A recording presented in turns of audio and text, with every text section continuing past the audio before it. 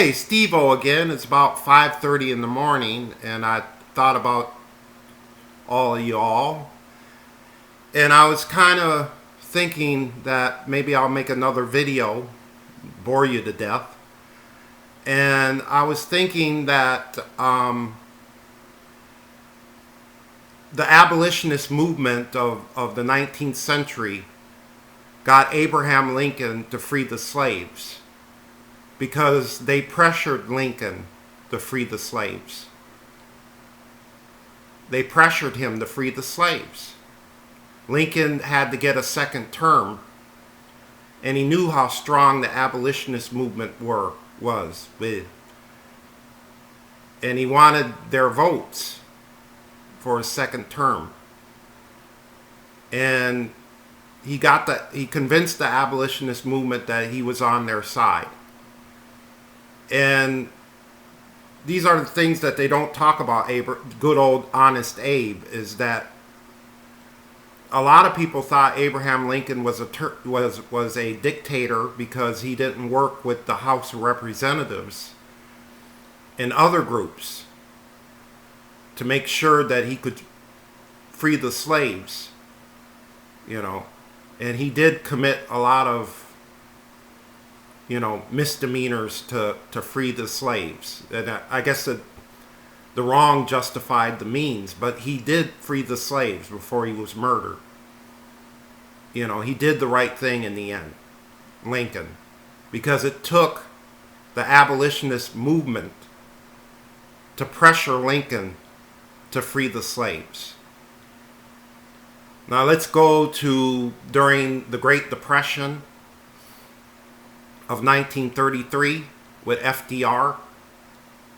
There were progressive movements that pressured FDR to put together programs to feed people during the Depression, to feed people and get people back to work. And it was the people that pressured FDR to put together New Deal programs that are still around today. They're still around today, these New Deal programs. Social Security, welfare for the rich and the poor, Medicare, our military, our fire department, our those are programs that FDR put together because it was the people that pressured FDR to do something. Let's go to 1960, 61, when the Civil Rights Movement pressured JFK to put together progressive civil rights legislation, and for African Americans and people of color.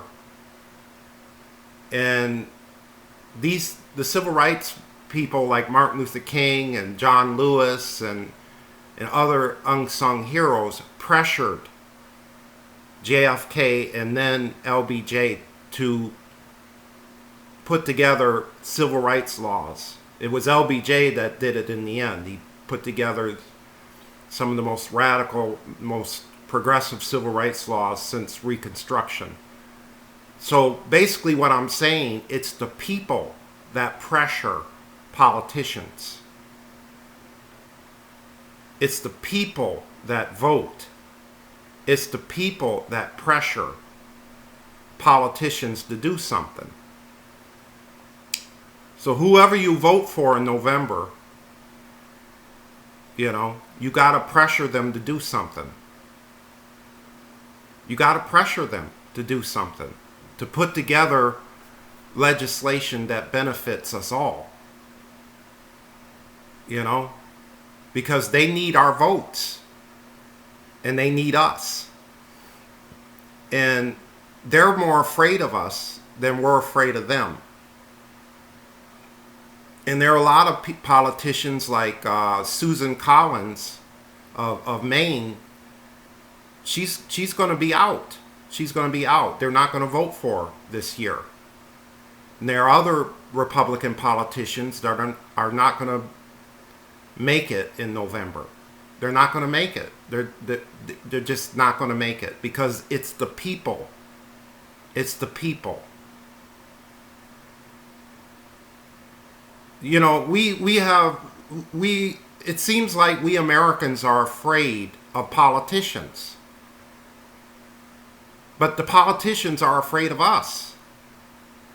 Because we are the people. And we need to pressure politicians to do the right thing. Because whatever you get done, you know, to get things done in Washington, D.C., you got to pressure them. You gotta vote for them. You got to put together coalitions. You got to get together and put together political parties. You got to get together and you know, you got to put politicians' feet in the fire so they do something. They do something for us. And Donald Trump, he's not willing to do anything. He's not willing to work with Bernie Sanders. He's not willing to work with AOC. He's not willing to work with Ilhan Omar. He's already proved he's not going to do anything. He didn't do anything with COVID. 200,000 people dead. 200,000 people dead. Now you could say bad things about Joe Biden, but when Ebola was a problem in America, Joe Biden helped nip Ebola in the bud. He stopped it from spreading around the United States. And Ebola is just as dangerous as COVID. So you could say a lot of bad things about Joe Biden, but he did help stop Ebola from spreading in the United States. There's a lot of bad things about Joe Biden, but, you know, he stopped the spread of Ebola under Obama, in the Obama age. And Ebola was just as bad as COVID. So it's the people. It's the people, stupid. And if you don't vote, you're a nobody. As far as I'm concerned, if you don't vote this, you know, in November, by November, you're a nobody. You're nobody. You're a loser. You're a piece of garbage. You're irresponsible and selfish. You're a nobody if you don't vote by November. I don't care who you are. I don't care who you're going to vote for.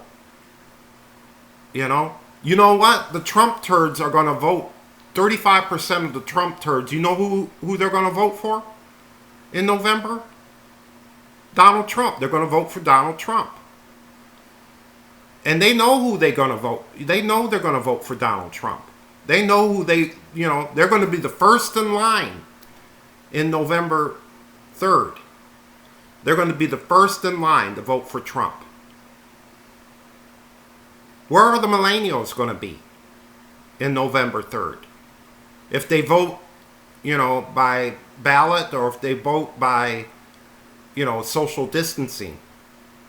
But where are the millennials? Where are the millennials? Are they going to vote this year? Are they going to vote this year? You know? And it's important to vote. And it's important to pressure these politicians. It's important to pressure Joe Biden and Kamala Harris and tell them, I'm a progressive and I want you to put together civil rights or progressive laws that benefit everybody.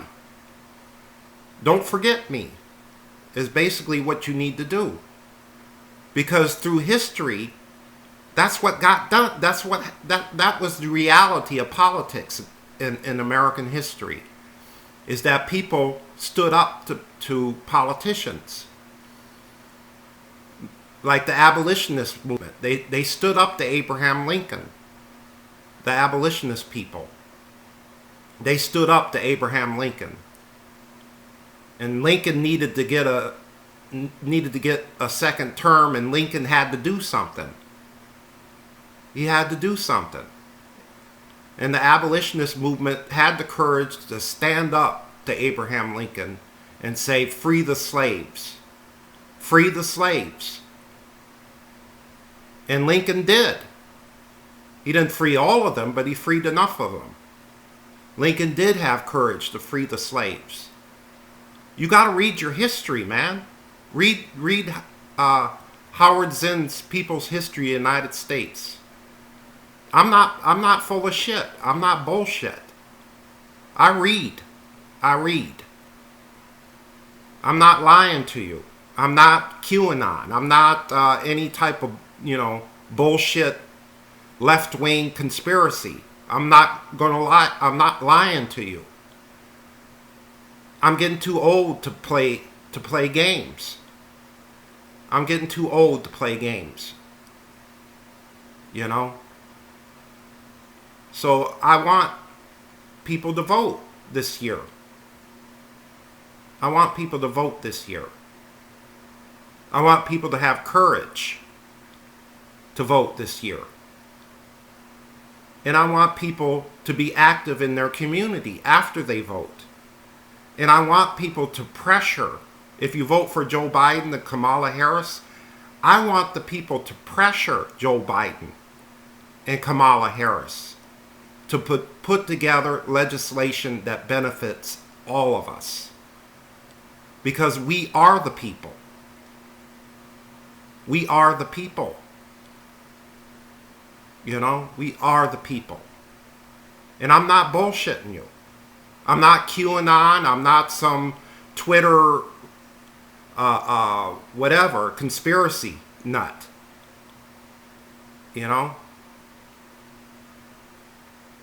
Because I have nothing to lose.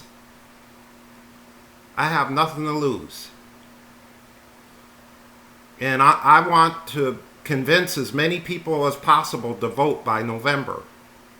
That's all I want. Is as many people as possible to take responsibility for your government, for the United States. That's all I'm asking for, is the people to vote. And if I can get people to vote, if I can get enough people to vote in November, I'm happy. I'm not asking for a beautiful woman. I'm not asking for a car or a mansion. I'm just asking people to vote. I'm not asking for anything. I don't want anything. I want people to vote. I'm not out for anything. So I want people to read history books, read Howard Zinn, and I want people to vote this year. And I think as the American people, we'll be okay. We'll eventually be okay if you take charge. So I'll see you when I see you. And yeah, just do that.